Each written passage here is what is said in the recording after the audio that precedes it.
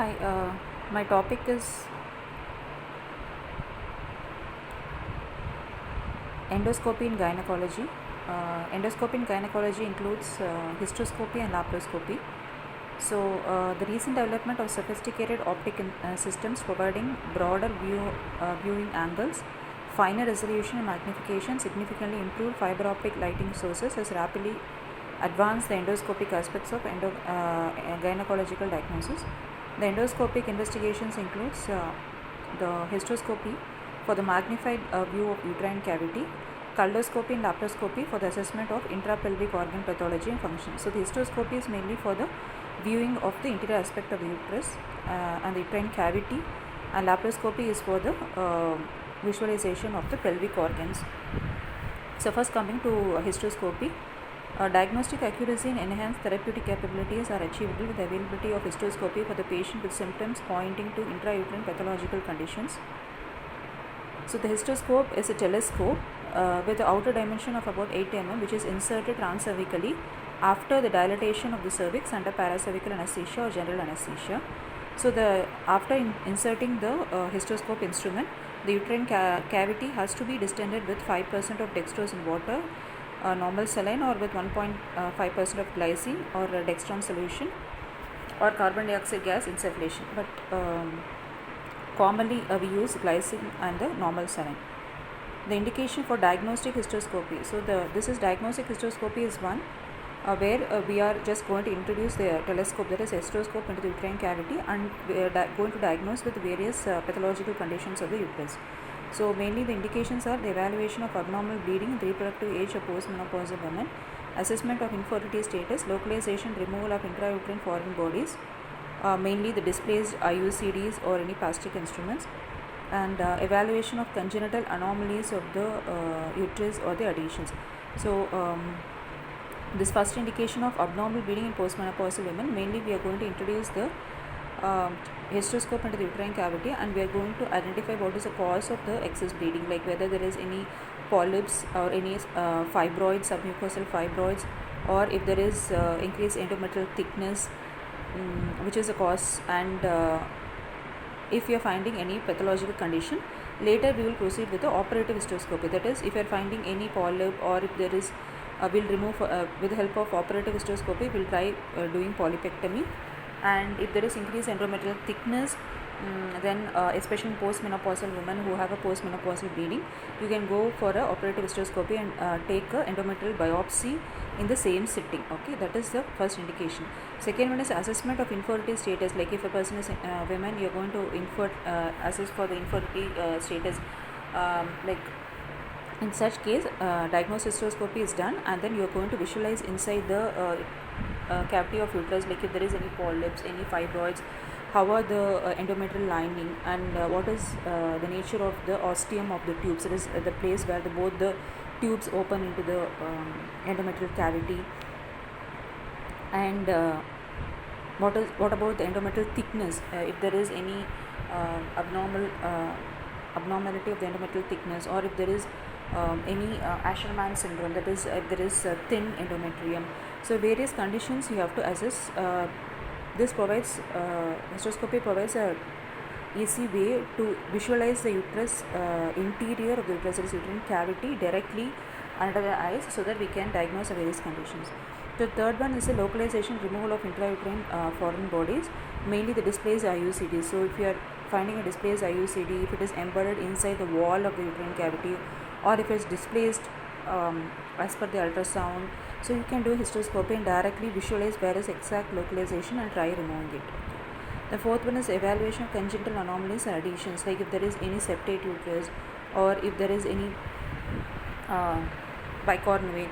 So if you diagnose with the help of various MRI or ultrasound, or if you are going to do you want a precise visualization, you have to do hysteroscopy and you have to visualize under direct eyes, and then you can do metroplasty surgeries if you want. The metroplasty is if you're finding any septate uterus, you can try excising the septum with the help of operative hysteroscopy. So both can be combined in the same setting. And then a visualization, removal of polyps and submucosal fibroids, which I told earlier. So this shows the interior where you can visualize the direct lining of the uterine cavity and the opening of the tubal ostia. So the contraindications of the procedure are active infection, acute hemorrhage, or known pregnancy. So intrauterine visualization by hysteroscopy has added a significant dimension to the management of patients with relatively common gynecological problems. The technique increases accuracy of diagnosis and allows relatively simple therapy in some cases. So this, as I told you, like this is very easy technique where not much of patient morbidity will happen. So we can do the procedure in a few hours, and the patient will also be symptomatically good in a few hours. Like in many cases we do it as an office procedure, like it is done in the morning and for the minor procedures, and the patient can be discharged in the evening. So the technique allows increased accuracy of diagnosis and allows relatively simple therapy in some cases, like in particular a localization removal of the misplaced IUCDs through the hysteroscope has provided a much needed alternative to use of X-ray films in the pelvic area and blind intrauterine manipulations for the retrieval of devices. So earlier it was difficult to remove the misplaced IUCD with the help of X-ray guidance and ultrasound. So now with the help of hysteroscopy, it has become significantly easier with less morbidity and with less intrauterine manipulations. And next one is the operative hysteroscopy. So this is till now we saw the diagnostic procedure. Now this is operative procedure, which means that there is once you are diagnosing some condition, then you are doing an operative procedure. Is often performed under laparoscopic control, has been widely used to incise or remove congenital uterine septa, submucosal fibroids, or adhesions for transcervical sterilization, and for the ablation of endometrium in medically compromised patients with refractory menorrhagia. So as I told you, this includes any therapeutic interventions you are doing. Like if you are finding a septate uterus, and if the patient is having infertility due to it, you are diagnosing, you can remove the septum. Or if you are finding any submucosal fibroids, if that is to be a cause of infertility, or if it is a cause of menorrhagia, you are excising it. Or if you are finding the exact localization of the misplaced IUCD which is embedded in the uterine wall, then you have to remove it. And if the patient is having excessive endometrial thickness which is responsible for menorrhagia, there are various procedures like Mirena IUCDs, surgery, and one of them is a medical ablation. Like there are various laser ablation and therapeutic medical ablation. So you can do all these procedures under direct visualization with the help of operative hysteroscopy. So complications are mainly anesthetic complications. There is some minimal risk of perforation of uterus if you are not very careful, and bleeding due to injury to the myometrial vascular structures. If you are doing excessive laser or cautery, there is risk of thermal injury if you are not very careful. And as I told you, you have in order to visualize interior uterine cavity, after you are inserting the hysteroscope, you have to distend the uterine cavity with the help of distension media. So that media itself can have some side effect of its own, like if you are using carbon dioxide, there is risk of carbon dioxide embolization, and if you are using excessive of normal saline or glycine overload, it can cause a fluid or electrolyte imbalances because of the electrolyte contents in those fluids. So the next endoscopy which is used in gynecology is a laparoscopy. So the procedure is, a patient is laparoscopy you would have all seen. It is a visualization of the intra-abdominal and intra-pelvic structures. So the patient is anesthetized, and the patient in a modified lithotomy position. The bladder has to be first emptied. Then a Rubin's cannula is inserted into the cervix and the uterus, and thereby enhance the visualization. It also permits injection of dye to observe the tubal patency. Intubation anesthesia is generally advocated because of the steep Trendelenburg position required for upward movement of the intestine, and because of the large amount of carbon dioxide that exerts diaphragmatic pressure. So first thing is, the patient is placed in lithotomy, you have to give a general anesthesia, and after that this Rubin's cannula is the one, like it is mainly for this one you have to insert from below intracervically, that is you have to insert it through the cervix. This and at the same time 2 persons will be in the upper portion of the abdomen to provide the laparoscopic procedure, and 1 person will be from below with this Rubin's cannula. So this Rubin's cannula will help us to manipulate the uterus when you are visualizing, when the persons from the abdominal point of view, when they are putting the instruments and viewing it, if they want some manipulation, the person who is sitting down with the Rubin's cannula inserted transcervically will be moving the uterus as per they are needed for visualization from above. So at the same time, this also is useful to visualize the tubes. So if you are doing laparoscopy for any cases of infertility, you have to evaluate the tubes, whether the tubes are patent.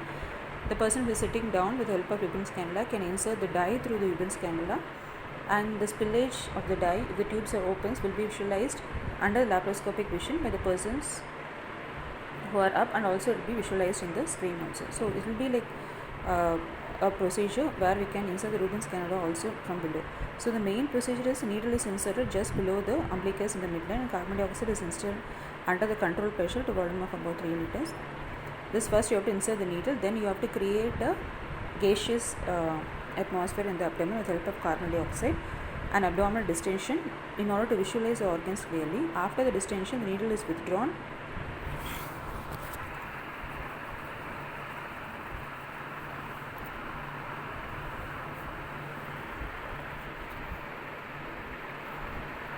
Then the small intraumbilical incision is enlarged, and a trocar with its sheath is introduced to the same opening. So first what you have to do is, you have to place a nick that with the help of a needle in the subumbilical region, and you have to insert the carbon dioxide, and then after putting the needle, you have to enlarge that opening, you have to widen it. So with after in order to do that, this is a trocar instrument which is shown here. So this is inserted through that opening in order to widen it. It will be having two portions. One is a trocar with outside sheath. So both will be inserted with the same sheath, which helps to visualize, and at the same time will be help to enlarge the opening. So continuous gaseous inflation under controlled pressure maintains abdominal distension. So, and the trocar is then removed and replaced by the laparoscope.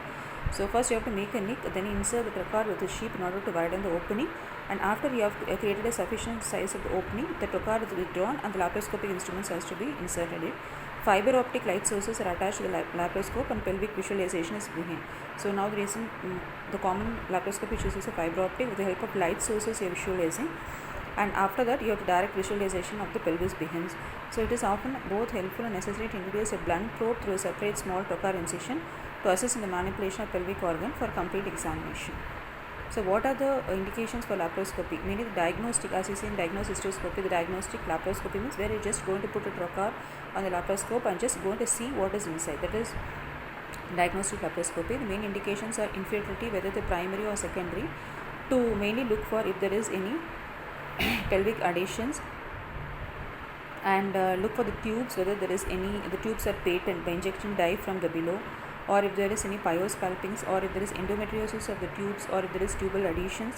So look for the pathology of ovaries, like size, shape, and pathology of the cyst, to look for any endometriotic cyst, if there is tubes are getting adhered, or if there is any tuberculosis, and if there is any laparoscopic endometriosis, like if you are seeing any endometriotic spots in the POD. So and then to look for any evidence of tuberculosis or granulomas, like if you can grossly, you can't make out grossly with tuberculosis, but you can make out with some, if you are looking at some adhesions, if you suspect it to be like tuberculosis adhesions, like flimsy adhesions where there is a complete frozen pelvis, if you suspect it to be a tuberculosis, then you can take a biopsy also from the same setting. And if the next indication is amenorrhea, where to look for any PCOS evaluation, sometimes you can do drilling of the ovaries also under laparoscopic visualization. Look for any conditions and pathology of the ovaries and the uterus, and then if there is chronic pelvic pain which is suspected to be due to TB, or if there is any pathology of PID which is suspected to be a cause of chronic pelvic pain, then laparoscopy also is indicated. Complications of laparoscopy is, so there is risk of injury sometimes to the injuries of vessels like aorta, inferior vena cava, by inadvertent use of the needles.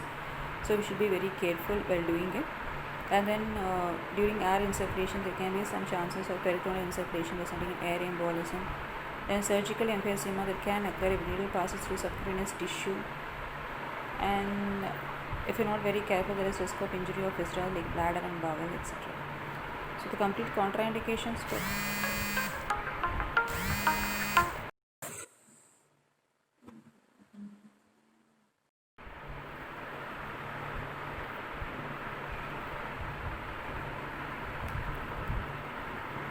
So the complete contraindications for laparoscopy